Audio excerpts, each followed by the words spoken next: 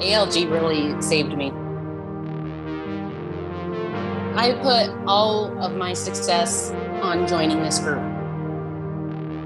People constantly checking in saved me.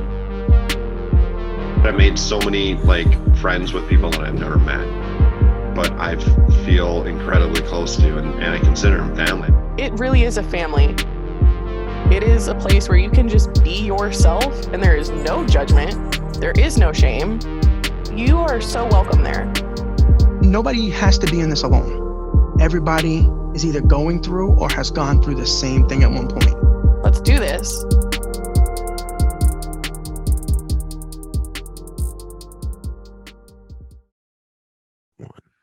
Welcome back to another episode of the ALG podcast. I want to welcome you all back to the show. Happy Friday if you're listening to this on drop date. Real quick at the top of the hour, I just want to remind everyone, please 5-star rate this, leave a review, show a friend, give it to someone who you think needs a little bit of motivation or just might want to hear two idiots babble on for an hour. You never know. I, as always, am John Arpino, otherwise known as JR Journey, and I am joined alongside today only my partner in crime, Fit_D-Rock, David Roden. David, how are you today? Buenos dias, ¿cómo estás? Well, I'm doing phenomenal. Are you? You chilling? Relaxing? It is. We're relaxing. I'm puppy sitting, and I got Sonny right now. He's right back here, and he's sleeping right now. So we timed that better. I kind of riled him up, got him tired. Now he's sleeping in the kennel. So we're doing well. So you think we'll have you for the whole show this week? Maybe. Maybe. With an 11-month-old white lab, you just never know. All right. Okay. That's all right. I think I can hold it down in case you got to go MIA again. But today we're going to talk about what I like to call the gains in between. David has a similar philosophy. I call it sweet spot goals. Same thing. Yeah. I think everyone kind of has a name for it. So I don't know. Let's kind of break down what the gains in between means to me and what I define it as. So for those that don't know, I end all my posts with the hashtag the gains in between, and the gains in between has been just like a moniker that I kind of made up when I started my journey, when I really kind of figured out how this thing worked. Right. So I think like a lot of us, when I started my weight loss journey, I had no idea what the hell I was doing. You know, I had a really, really big goal, and I wanted to get to it as quickly as possible without doing a lot, right? Because we live in a world of instant gratification. We want something now. We need it right now. I got to have it right now. Well, I don't want to disappoint anybody listening to the podcast, but that's not how this works, right, David? You know, it's just not how it works. You got to work hard for the things that you want, right? So the gains in between and how it came to be. So the gains in between, you got your ultimate goal, right? That big picture. I want you all to envision it right now. For those that are listening, I want you to close your eyes and imagine exactly that big thing that you want. What has brought you here today, and what do you want? Now, when you see that goal, obviously you're going to know I have to hop through a lot of obstacles to get to that goal, right? Cool. I want you to break down that goal into bite-sized, chewable pieces. I'm talking like fun-sized Snickers on Halloween, those little guys, okay? We're really going to talk about Snickers right now? Yeah, bro. Who doesn't like a good Snicker? Savage. What the fuck? What? Make it a Reese's peanut butter cup. All right, fine. I want you to take that Reese's peanut butter cup. Nah, but seriously. So you have your big ultimate goal, right? And you have all these little steps in order to get to that goal. So let's just say you want to lose 200 pounds, right? Well, you're not going to cut everything out all at once that you love, and you're going to wake up tomorrow morning and you're going to be down 200 pounds. No, you have to start with your hydration, right? That's a big one. You got to start drinking enough water a day. That alone will take you very far. You need to acquire a new daily routine, find out what you're doing in your day, and figure out how you can change it in order to meet what you're trying to do. So the gains in between is really what takes you between point A to point B, because everyone thinks it's just you're there. No, you got A1, A2, A3, et cetera, et cetera. So I think that really, like me and you have talked on the side about, you know, what you call the sweet spot and finding the sweet spot to getting to your goals. So how based on what I've just said, how does that differ from what you recognize as finding that sweet spot? Well, yeah, because my big thing is I'm a firm believer, because off my story, like I knew I had to lose 200 pounds, But every time I set the goal of 200 pounds or even thought about it, it was so astronomically out of my belief that it's like you never really try. Right. So you never put the effort in, and so you put in a little bit of effort, you quit. It goes, of course, I didn't figure this out. And so this is my number one detriment to anyone who just writes down these very, very large goals is oftentimes, for the majority, you have a belief that, well, okay, yeah, you set this massive goal, but you don't even believe it. So what's the point? Yeah. Like what is the point of setting a massive goal? I think we're all guilty of that, 100%. Yeah, we want what we want, but ultimately it's like, oh, I really have to do all this hard work to get the fuck I want. Exactly. And so what happens is psychologically, you don't even really try. And so the sweet spot to me, which is very similar to the gains in between, is like you setting a goal that fits inside that goal, that is large enough, that excites you, but small enough that you truly believe you can hit. Yeah. And like my sweet spot goal when I was 400 plus was 2 pounds a week. That was it. That was the only thing I could put my head around. That was like, I can do that. Right.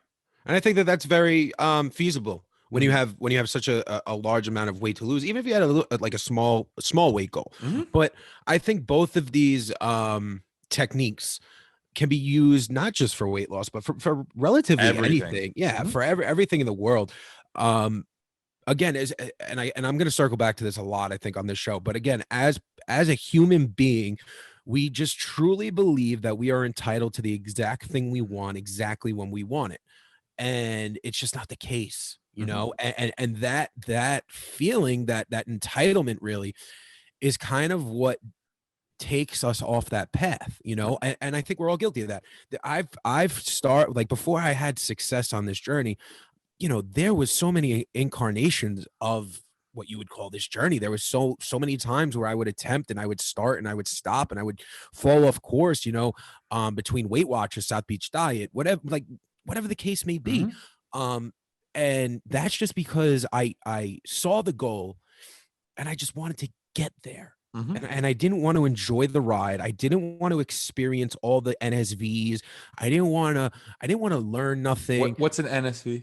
Oh, an NSV? Oh, I'm so glad that you asked, David. An NSV is a non-scale victory. You might see that hashtag floating around on some of my posts and a lot of other people's posts. I think you post some non-scale victories once or twice before. I am a very big advocate for the NSV. And why that is because, again, we get lost in the sauce, people. We get lost in wanting that big goal that we forget to enjoy the small victories. So those NSVs, I think, are those life rafts that kind of bring us there. Yeah, they're so big, like, listen, I didn't lose all my weight, when I first got on an airplane for the first time that I could fit in one seat, but that was a huge victory. To me, that almost tasted better as hitting my final weight loss number goal. Or riding a roller coaster again. I'm a huge roller coaster junkie. Me and David have both talked about this a billion times on the podcast. That day when I was able to finally get back on that roller coaster that, 5 years prior, I got kicked off of and embarrassed in front of hundreds of people. That feeling alone, man, that was like winning a World Series, 100%. Because like the big thing there to me, like when it comes to the goal setting, the non-scale victories, the sweet spot, a lot of what this goes into, I use this metaphor a lot and people tend to understand it, is, all right, so you have a child, say you have like this 7-year-old, and every time this 7-year-old does something right, you don't say anything. You just stand there. And every time this 7-year-old does something wrong, you just smack him over the head and you go, "What are you doing?" What do you think this kid's going to do? This kid's going to freeze. Yeah. This kid's be like, I don't know what to do. I do one thing and nothing happens. And then I do another thing and I get hit. So this is how most people live their entire lives, is they sit here and like on their weight loss journey or anything and say, you eat a good meal and you go, "Good, you should." Well, then every time you eat a poor meal, which is going to happen, you just destroy yourself with negative self-talk and get all on yourself. And then what's your brain going to do? Your brain's be like, "Well, I don't want to deal with this pain." Right. And so you'll be like, "I'm going to quit," Well, I would quit too. That's one of the biggest things. Like one of the biggest things that came about for me was when I started celebrating every non-scale victory, when I started celebrating every single sweet spot goal, when I started celebrating every time I did something right, it became easy and it became enjoyable. Mm-hmm.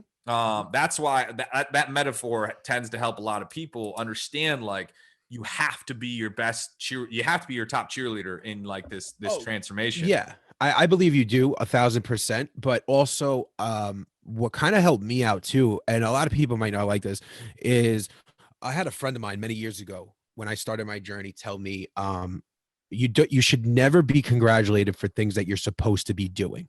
Mm-hmm. Right. So breathing, drinking water, stupid shit like that. Like no one's going to come over to you and be, hey, David, good job. You took 32 breaths in the last minute. Like, good job, David. No one's going to say that. Right. But you can congratulate yourself. You eat a good meal. I want you to give yourself that mental high five, Yep. and that's it. But no one is going to say, oh, good job, Johnny. You did a really good job today. You ate a grilled chicken salad. You ate a grilled chicken salad. You could have had Mm-hmm. Domino's. Like, get that out of your head. But learn that you can congratulate yourself. Don't harp on that congratulating feeling that it's going to take you back and make you feel like, okay, wow, I had 2 grilled chicken salads today. And when I get home, there's a whole pint of Haagen-Dazs that I'm just going to dive on into when I get, because I did great here. Because I did great here. I 100% respect that. You know what I mean? Yeah. Because the biggest thing with that is like, justification. Right. Don't justify what is going to actually do wrong in the long term. You know what I mean? Yeah. And I'm not saying that the 1 pint of Haagen-Dazs every now and again is wrong, but when you are starting from the ground floor and you have 200 pounds to lose, Haagen-Dazs, you can wait. You know what I'm saying? Like I could put you on to a lot of low-cal ice creams and we could get you going. You know what I'm saying? And that's another thing. Hacking. I'm a big advocate, and I think that this really falls under the gains in between category. Hacking the things that we liked when we were, living this other lifestyle and incorporating them into our current lifestyle. Yep. If you're a big pizza guy, I was a huge pizza guy. To this day, I still, almost 6 years now, I still haven't had a regular slice of pizza, and that's not because I'm mentally torturing myself or I'm waiting for some big event. That sounds like an eating disorder. Yeah, all right. Yeah, eat my ass. But I hacked my mentality, and cauliflower pizza became enough for me. Mm-hmm. You know what I mean? Lentil pasta became enough for me. Those things satisfy me now. Mm-hmm. And that was a small victory. I needed to erase what was poisoning me. See, what a lot of people don't understand is when I do the whole pizza example, pizza in my mind was not a food. You know what I'm saying? Mm-hmm. And that's a hard concept. It was like a coping mechanism. It was a coping mechanism. It was my security blanket. If there was anything wrong in the world that day, pizza was going to come save the day. Mm-hmm. Right.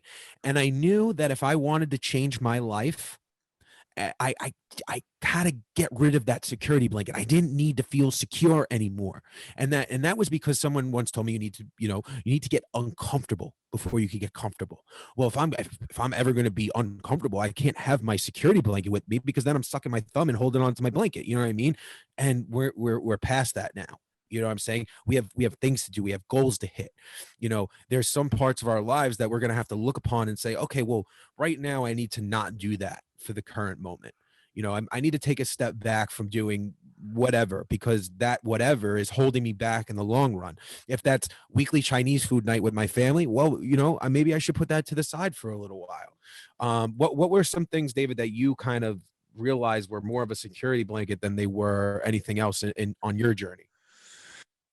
Security blankets. I mean, just eating large amounts of food in general, like that kind of binge eating vibe. I don't like, if you know anything about me, I do not like branding yourself.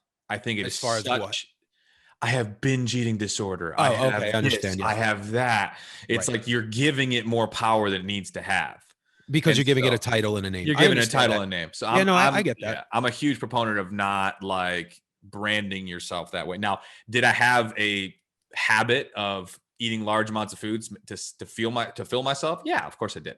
I just don't like brands. And so So from that, I would say the biggest thing for me when it came to coping mechanisms was just deflection and just like fill my day. And it was just like, and it was video games and food. And I think that's maybe the reason why I don't play video games at all anymore. I've thought about that. To be honest, I literally didn't think about that until now. Yeah, no, but I've thought about that from conversations that we just had over the last year of really getting to know each other and really starting this. I don't even know an Xbox, PS5. I own nothing. And we're talking to the kid who, I'm not kidding you, I played in high school and college. My favorite story to tell of just how infatuated I was when it came to video games. My freshman year of college, I was living in a dorm with Troy and Stav and all these guys, and we're still friends this day. And Troy, it's unfair. He was a long distance runner in high school. And this man ate the same amount of food I did, and he had 6-pack abs. Yeah. And he didn't work out in college. He just still had them. It was unfair, but that's life. And so I remember when the new COD came out, it was Modern Warfare 2. It was Modern Warfare 1 and 2. Him and I and all of us stayed up. I went to class all day and then picked up the game at midnight. Played the game from midnight to my 8 a.m. class, went to my 8 a.m., my 9 a.m., and like my noon, came back, ate food, played from like 2 o'clock all the way to dinner, had dinner, played till all the way the next morning, went to all my classes. I stayed up for like 58, 60 straight hours. That's disgusting. And I remember Mountain Dew and Jet Pizza, like literally, it was pizza and all the different energy drinks. I remember leaving my noon class after not sleeping for 2+ days, and I'm not kidding you. I started getting tunnel vision, like it was getting black, and then like I couldn't feel my fingertips, and I felt drunk. Nice. And I was like swaying, and then I slept for like, I don't know, like 12 hours or 16 hours or some shit. Jesus. And so, but like, I never really thought about it until now, but I think that was such a coping mechanism to me. Because you were turning off the surrounding world. I could just in that moment, you weren't fat. I was anymore. And we were good. We were like, everyone says they're good. At one point, our squad was on a 52 game win streak. Wow. 52 straight matches. Wow. I never played COD. I was getting laid, so I can't relate. Okay, bud. You missed your 330 pounds by the time you're 4 years old. Got it. Okay. Yeah. Hey, listen, man. Confucius got laid. No, not Confucius. Well, Buddha got laid. It's not Confucius. Anyway. And we're back.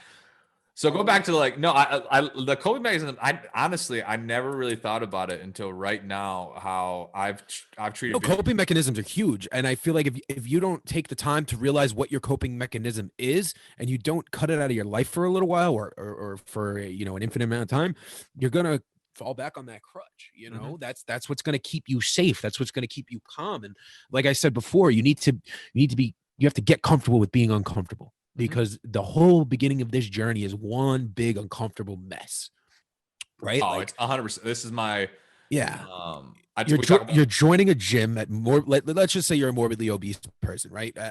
And you're joining a gym for the first time, which is fucking scary as hell, right? If that's the route you decide to take, maybe you don't join a gym. But the gym never actually scared me.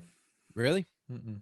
I was petrified. No, I not so much petrified, because the beginning of my story is weird. Like I did the whole pulmonary rehab thing where I was just with a bunch of elderly people, and then I was just like, I need to get out of here, or else I'm just nothing's gonna happen. But I remember the first time I went to a big boy gym. Yeah. I did that rookie mistake of joining a gym, and I kind of tell people this all the time. Like if you're in a position where it's time to join a gym outside of your town. Like if you still live in the town where you grew up, and maybe like you don't want people to know what you're doing, to have no fear, join a gym outside of your hometown.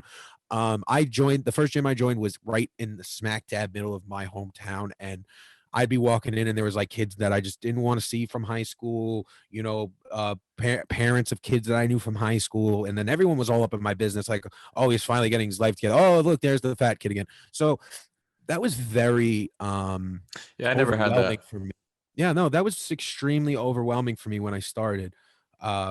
So, I mean, my whole thing too, though, is my first 100 pounds of my weight loss. I was in the gym. Don't get me wrong. But the primary mover and shaker of my weight loss in the first 100 pounds was playing pickup basketball and like incline walking on a treadmill. Oh yeah. I mean, listen, I wasn't shit. I was going to a gym just to be in a gym. I was Yeah, doing, I guess, I wasn't yeah, I guess doing I a guess. lot. But I mean, my friend Anthony Domenico, who's D Domenico, who's been on this podcast before, WW Bro podcast, he puts it very well. If you're morbidly obese, right? You could literally drink water and move your feet, and you'll lose weight. Move your You know what I ankles mean? and you lose your Yeah, weight. 100%. yeah. Like, there's not at that point you don't have to do a lot for big results because you're already starting from such a big starting point, so those little changes when you're starting will definitely help you. It's when you're in it, when you're knee deep in it, when you've lost that first 50 and you hit that plateau. Everyone hates that plateau. That plateau is gonna come. I don't care what anybody says. Anybody on Instagram who says, "Oh, I've never hit a plateau," is a fucking liar. Oh, I've had so many. Dude, I lost 225 pounds, and the whole time, I just cruised on right through. I never won. Nope. I just Some ate grilled people, chicken, some broccoli, people and do. rice. Get the fuck out of here. I don't give a fuck. It could have been a 3-day plateau. You hit a plateau. Okay. Yeah. I don't give a shit. No, I get you. Now, that's always so interesting though, too. Cause like that goes off of I'm plugging the journal for a hot second.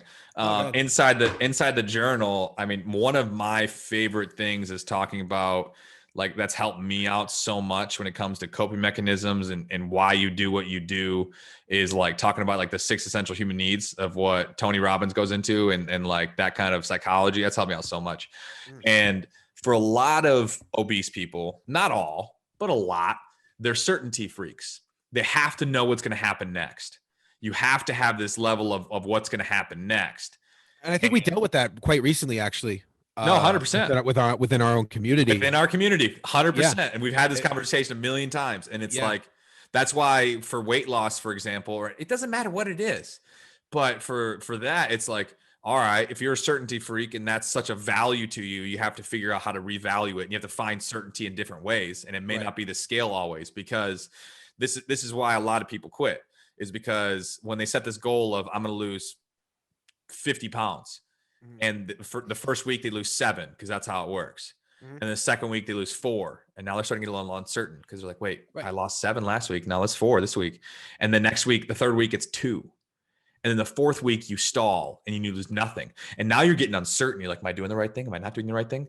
And it's like, the easiest way to get certainty back? What's that? Quit. I know the result. Yeah. I know what the result's going to be. Yeah, it's a given result. You know it's going to be. Yeah.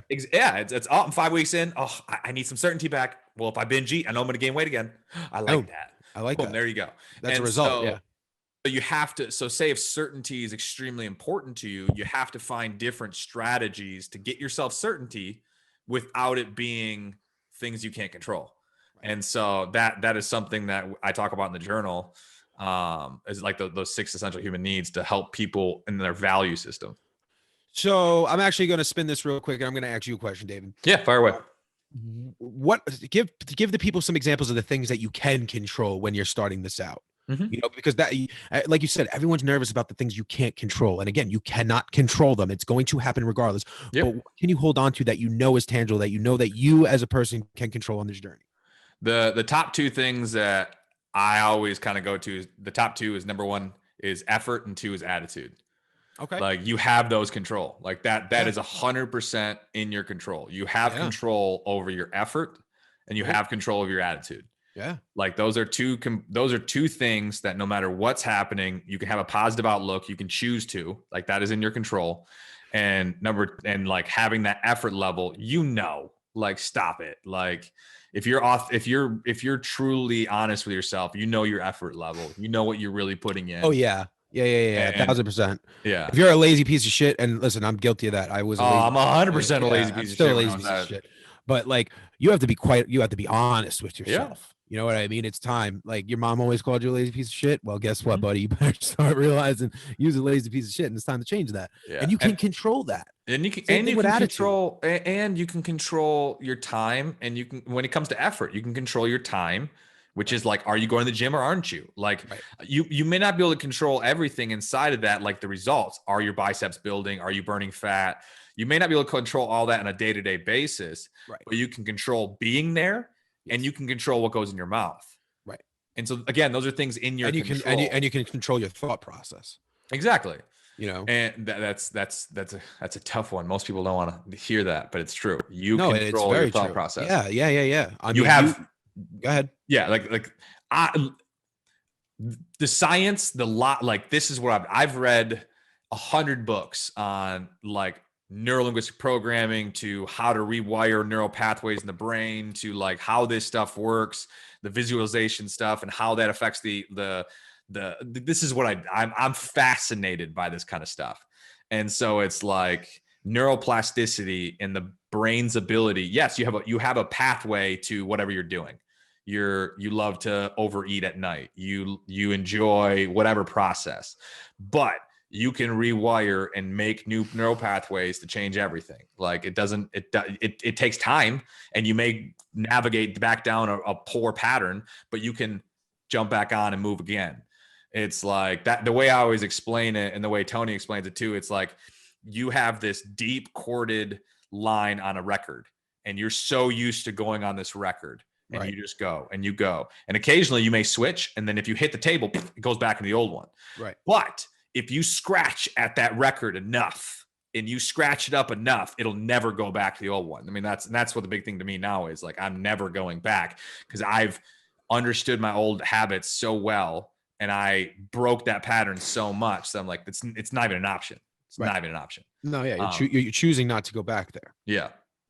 No, and I think that's, and again, like, there's that meme that floats around every now and again online, that it's like your mind's a supercomputer. If you think yellow car, you're going to constantly see yellow car. Yep. And that has to do with just not the fucking yellow car, guys. That's everything, you know. That's having a good day. That's having a great workout. That's eating right. That's everything. If you automatically program your mind to think, okay, this is what's going to happen, and I know the outcome already, guess what? That's what's going to happen.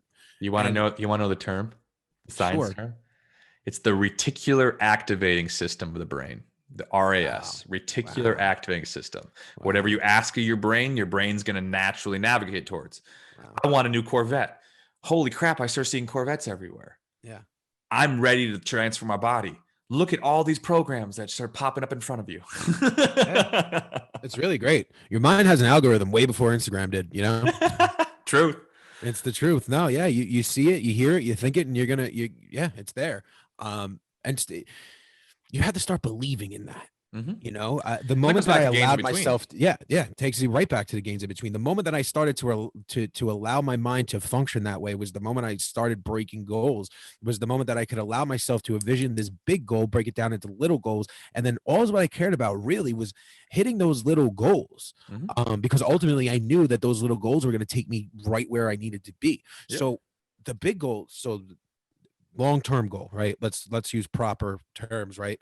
Long-term goal, ultimately what you want, right? Stop thinking about that as the instantaneous goal. Mm-hmm. It's not. It's going to take time.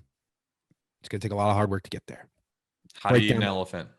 Right, exactly. One bite at a time. One fucking bite at a time, which is one of my favorite sayings, by the way, because I've always just, who thought of that? How do you eat an elephant? I don't know, but it involves food, and I think that's why I like it. Yeah, I think so too. But anyway, so you have your long-term goal, and that's where you ultimately want to go. It's going to take you time, pressure, energy, all that good stuff, right? Short-term goal. Short-term goal is not going to take you that much effort, right? Like, but you get belief. But you get belief. You can believe in the short-term goal. Bingo. And you keep collecting that belief, mm-hmm. because every time you break a short-term goal, your mind is automatically say, "Oh my God, we did it. What else can we do?" Mm-hmm. It's so fast. That goes into massively. I got two fun stories with that. Number one, momentum. Like this is why the rich get rich, the poor get poorer, the fat get fatter, and the fit get fitter. Is because momentum is what takes over, and that belief behind it. And so, like, how it worked for me was like, obviously 2 pounds a week. That was the only thing I could believe in.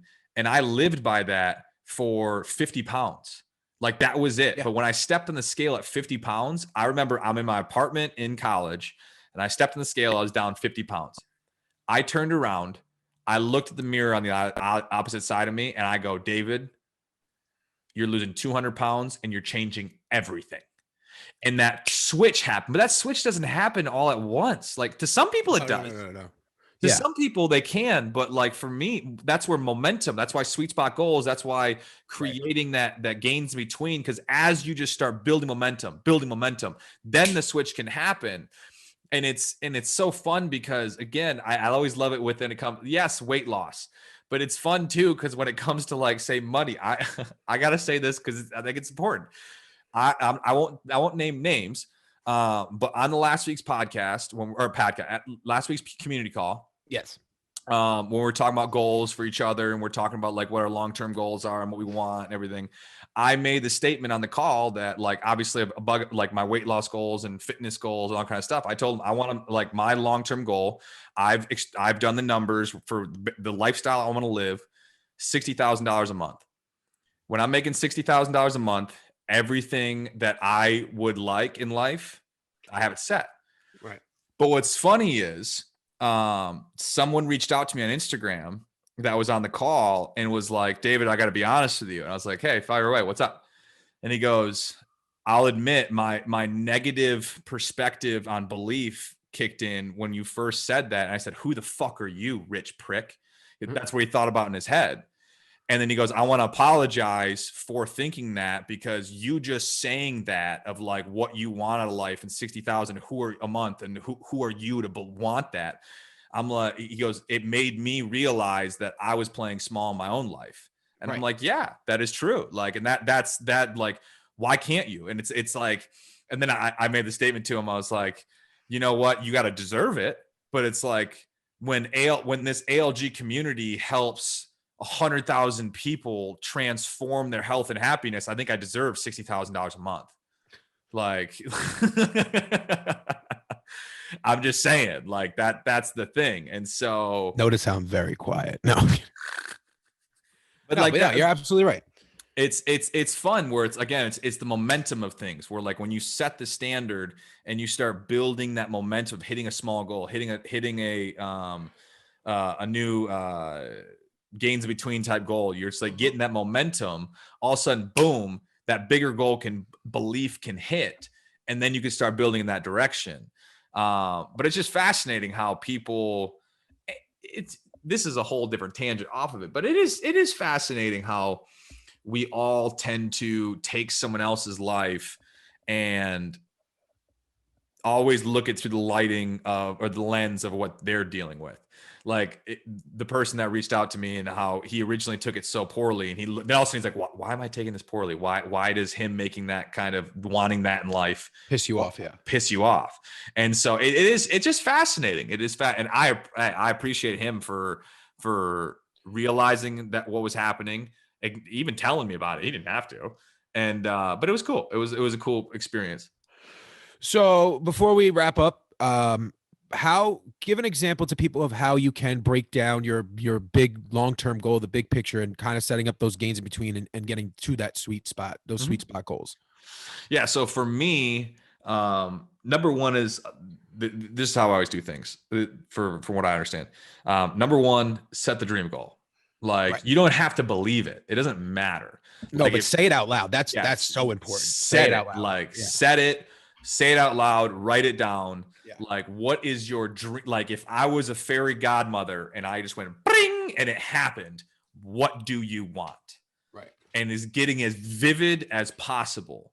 It can be way more than just a number on the scale. The number on the scale can be a component, but it can be like, I am 200 and speak about it in first person and in the moment. So it's like, I am 210 pounds, sub 12% body fat. I have all the energy, all the enjoyment. My body is fully energized and compassionate about life, blah, blah, blah, blah, and get as vivid and distinct as possible. Then you go to the next level, which is, why is it important to you? Why? Like, why is your life going to be better at that set outcome? How is your life going to be less painful at that outcome? The more whys that you can instill, the more quote unquote motivation you can start getting yourself into that active momentum of moving in that direction. Once you have that set, then I go on to like the sweet spot goal, the next logical step, which to me, when you get into this position, it's so different for everyone. Yeah. My next logical step, a goal that was large enough that excited me, that was small enough that I truly believed I could hit, was 2 fucking pounds. I was 410 pounds. I could go pee out 2 pounds. Right. But that's all I could. That was it. That was what was a sweet spot goal that was large enough that excited me and small enough that I believe I can hit. Once that goal was set, now you have that goal. Now break down the components of what is it going to take. This is where education is so important. Don't fall into mysticism. I think this is so freaking important. Don't just be this person that goes, well, I have this goal, I have this big goal, I have this small goal, and now I'm just going to do it. Well, what is doing it? How is the education? Doing it has failed you so many times. Yeah. So like educate yourself. How do you educate yourself? Find mentors that have done it and say, this is how I did it. Oh, now you're learning. I think it's so important for anyone here. And that's why I think ALG is so incredible on this standpoint.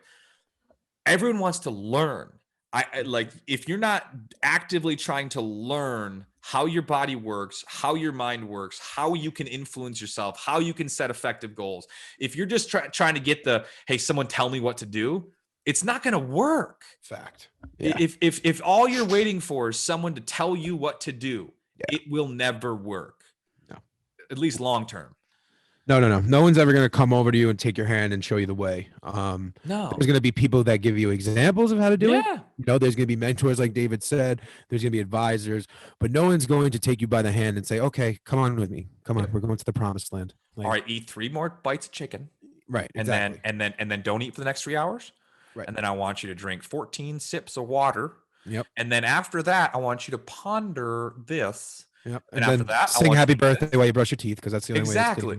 Like if you're waiting for someone to hold your hand in the process and think that someone's just gonna, that's just not gonna work. That's gonna be out there for a long time. It's the whole idea of external versus internal motivation, external or internal influence, where external has its place. Getting a personal trainer is very good. Getting a nutrition coach is very good. But if your entire life is instilled in that person to live your life, you're going to fail. Yeah. Because that person's not going to be around forever. He may change position. But failure isn't final.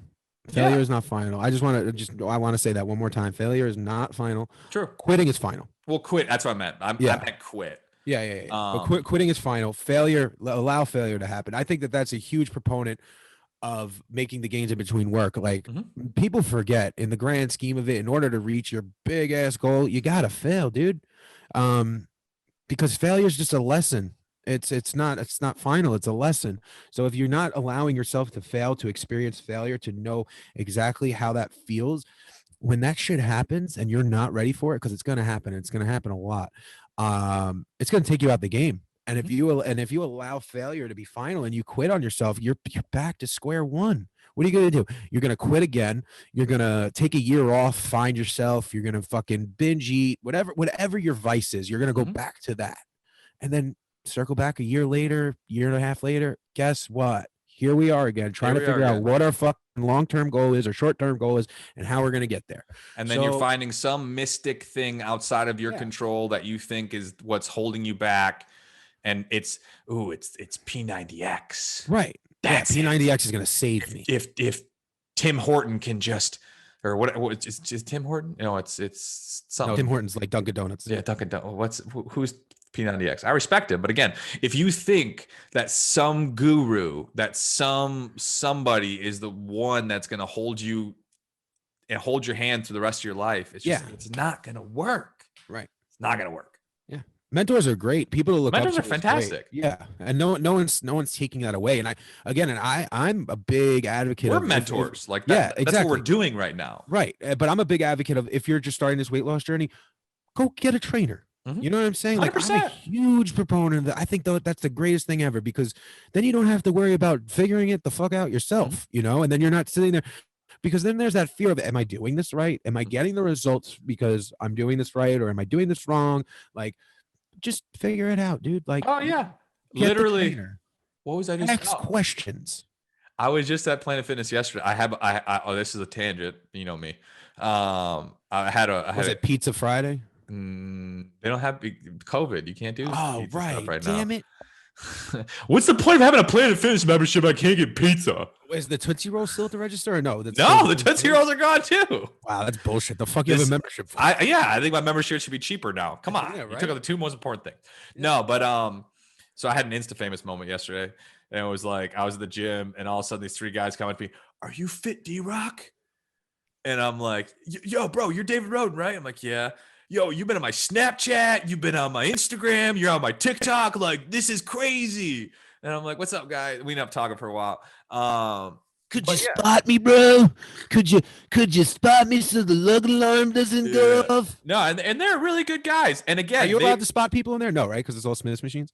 They have Smith machines, but I still, spot and dumbbell All right, press, cool. and Yeah. I still do get spots like when I'm doing heavyweight chest press or like overhead press on Smith machine. Because you can just kind of rack it, but it's like I really want to kind of push out, right? And so like especially when I'm doing legs, I'll have like a side spot or something. But no, that's cool. I've had that happen to me one time at ProFit, and I just that was just very strange. It was just, yo, you're like shirty, right? And I'm like, yes. Please don't watch me work out now. Who's asking? Yeah, who's inquiring? No, but it's cool. They're really cool guys. Hopefully they watch this.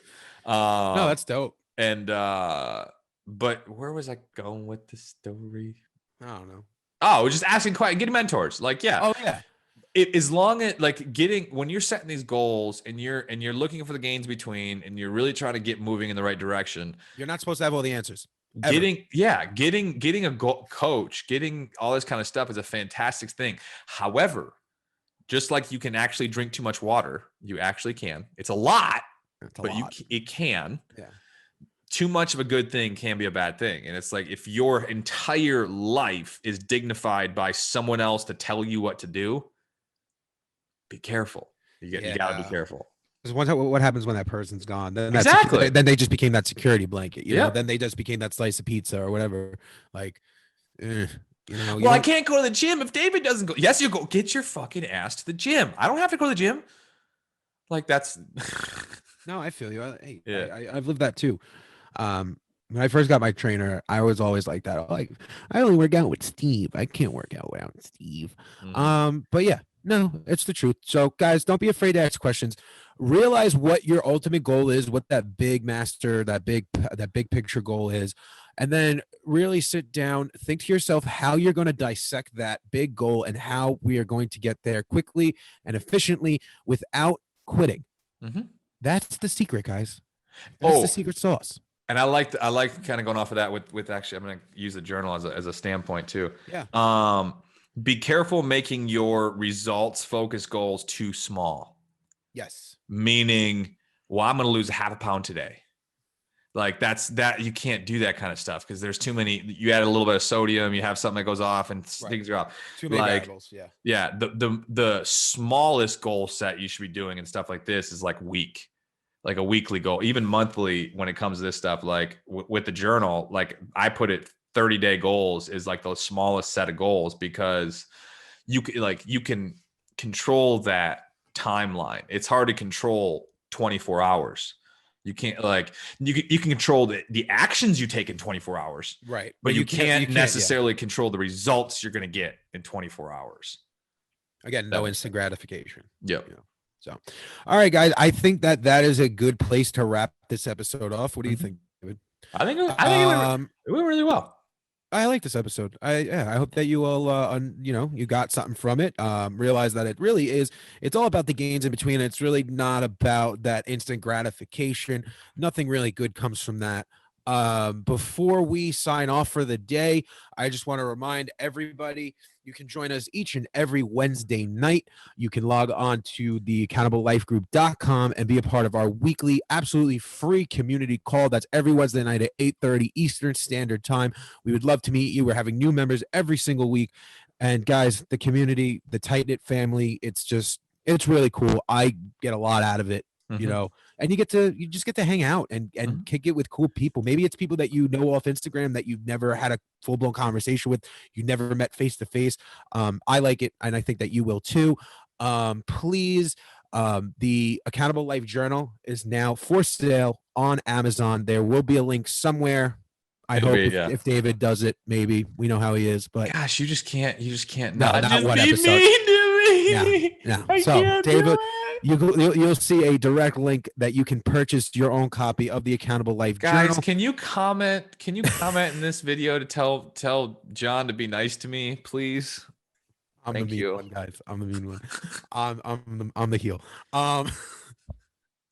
And then please, one more thing. I am begging. All right. I'm getting on my knees and I am groveling here. Please leave us a 5-star review. Give us a review. I mean, a 5-star rate. Give us a good review. And if you could share this with somebody that you think will get something out of it, we appreciate it, because that's how this podcast grows. That's how the community grows. And we just want to be able to give you guys exactly what you want and what you're looking for. So help us, help you, help me, help you. Come on. We're buddies. We've been doing this a long time. I love it. And that's it. And stay beautiful, stay sexy, stay accountable. Toodles.